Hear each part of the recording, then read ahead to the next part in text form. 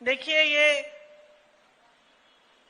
जो असूल, जो परंपराएं रामायण के समय से हमारे देश में चल रही हैं, उनको आप सब अच्छी तरह से समझते हैं।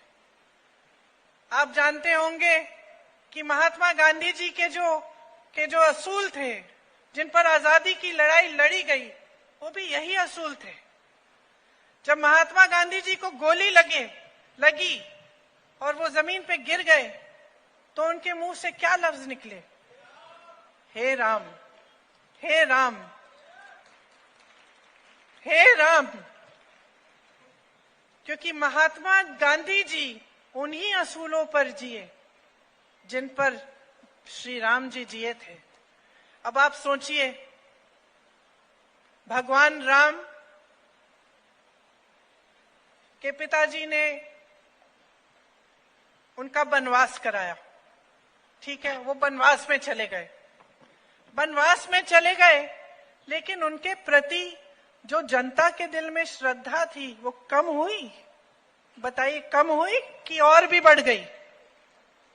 और भी बढ़ी ना। क्यों? क्योंकि भगवान राम के चरित्र में जनता ने ये देखा कि इनके दिल में हमारे प्रति श्रद्धा है। तो जब भगवान राम का वनवास हुआ और वो जंगल भेजे गए, 13 वर्षों के लिए जंगल में रहे, फिर भी जनता ने उनमें श्रद्धा रखी। फिर भी जनता चाहती थी कि वही बने हमारे राजा।